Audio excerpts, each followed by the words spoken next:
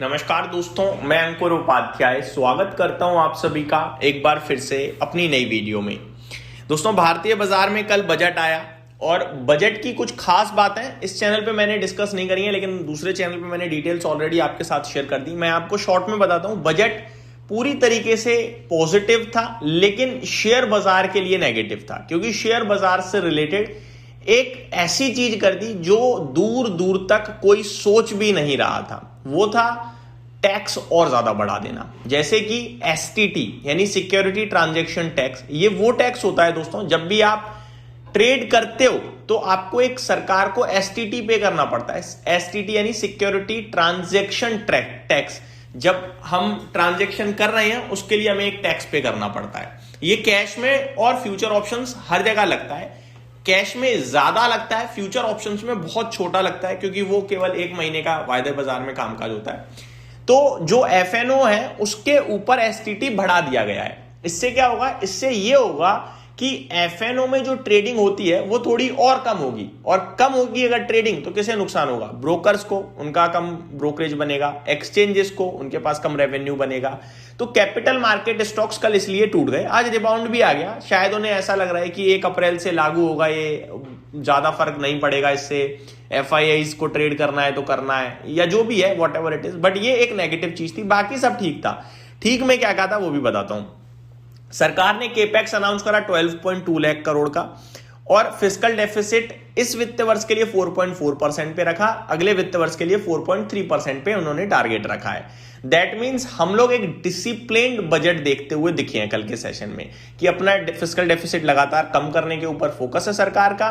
Capex में अच्छी खासी बढ़ोतरी करी है, लेकिन एक सवाल फिर भी छूट गया है कि क्या इतना खर्चा आप कर पाओगे? एग्जीक्यूशन कैसे करोगे? 12.2 लाख करोड़ का खर्चा, यानी कि प्रति महीने 1 लाख करोड़ से ज्यादा का खर्चा कहां करेगी सरकार? देखने वाली बात होगी।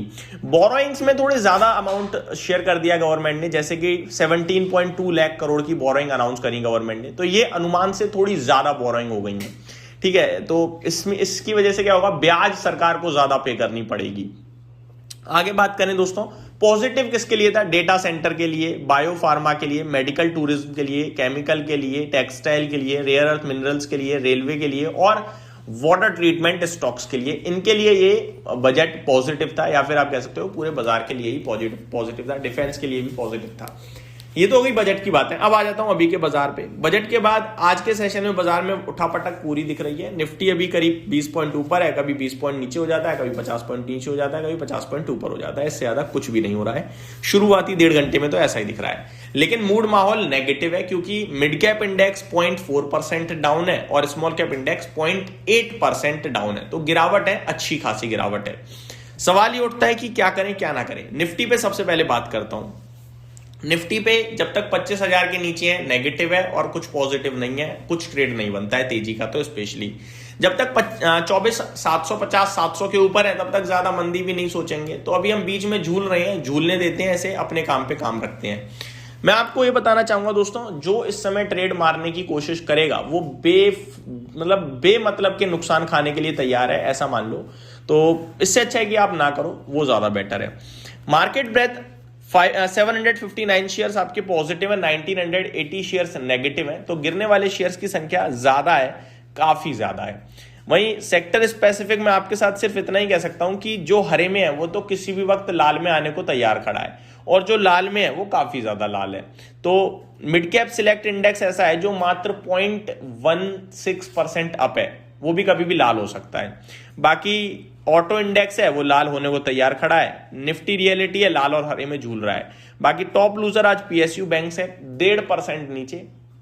बजट में कुछ एक्सपेक्टेशंस थी कि एफडीआई लिमिट बढ़ाई जा सकती है पीएसयू बैंक्स के लिए, लेकिन ऐसा कुछ नहीं आया।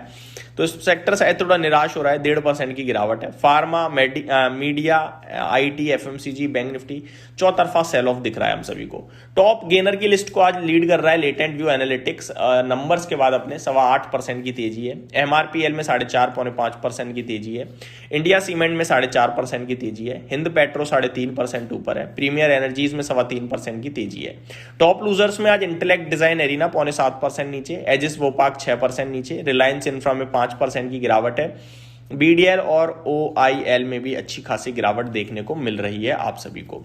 बढ़ते हैं आगे कमोडिटीज की तरफ। आज हिंद कॉपर का शेयर तो ऊपर दिख रहा है, कॉपर में भी रिबाउंड दिख रहा है कॉमेक्स पे ग्लोबल मार्केट में, लेकिन इंडियन मार्केट में कुछ खास रिबाउंड है नहीं। अभी डिटेल्स में आपके साथ शेयर करता हूं। सबसे पहले गोल्ड और सिल्वर। तो चांदी, ये नहीं मानना भैया, ये तो मतलब ऐसा लग रहा है लिफ्ट से भी नीचे नहीं आ रहा है, इसे तो ऊपर से धक्का दे दिया है। 22,500 रुपए टूट गया आज फिर से चांदी, 2,43,000 के भाव पर चांदी आकर खड़ा हो गया है। गोल्ड की बात करें तो यहां भी गिरावट जारी है, 1,900 रुपए नीचे, 1.25% की गिरावट, 1,40,000। व्यू अभी गोल्ड पे ही बन पा रहा है, सिल्वर पे तो नहीं बन रहा है, हवा में लटका हुआ है, कितना गिरेगा पता नहीं, लेकिन गोल्ड ऐसा लग रहा है कि सपोर्ट के नियर है, 1.35 1.30 इसके नीचे जाता मैं अभी तो नहीं देख रहा हूं। बाकी अगर कमोडिटीज की बात करें तो नेचुरल गैस जो वन साइडेड रॉकेट हुआ पड़ा था, आज भैया उसकी हवा खत्म हो गई है, तेल खत्म, 17% नीचे।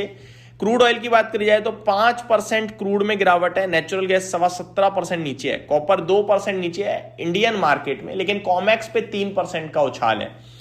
और जो हिंदुस्तान कॉपर है वो I think rare earth minerals की खबर पे रिएक्ट कर रहा है, कॉपर में जो ग्लोबल तेजी है उस पे रिएक्ट कर रहा है, पता नहीं, नो वन नोज, बट इतना जरूर दिख रहा है कि इंडियन मार्केट में तो कॉपर 1207 रुपए केजी चल रहा है, तो ये तो नेगेटिव है भाई।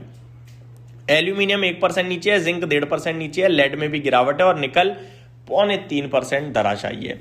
बात करें दोस्तों कुछ स्टॉक्स जिन पे ब्रोकरेज हाउसेस की कवरेज है, तो मैं आप सभी के साथ शॉर्ट में कुछ स्टॉक्स डिस्कस करना चाहूंगा। सबसे पहला नाम है डिलीवरी। नंदी जी अच्छे थे इस कंपनी के, अपग्रेड कराया जेफरीज ने बाय के लिए, अंडर परफॉर्म से बाय डबल अपग्रेड हो गया एक तरीके से, और इनका व्यू बन रहा है 525 रुपए का। डिलीवरी पे इन्वेस्टेक की तरफ से मेंटेन करी गई है बाय की रेटिंग 515 के लिए। पेटीएम पे बर्स्टिन ने आउट परफॉर्म की रेटिंग को बरकरार रखा है 1600 रुपए के लिए। जिंदाल स्टील पे सिटी कह रहे हैं कि बियरिश है ये, और इन्होंने अपना व्यू भी कट किया है, और अभी इनका व्यू है 785 का। पेटीएम पे सिटी मेंटेन कर रहे हैं बाय की रेटिंग 1375 के लिए। तो ये कुछ ब्रोकरेज हाउसेस की रिपोर्ट थी कुछ स्टॉक्स पे जो मैंने आपके साथ डिस्कस करी।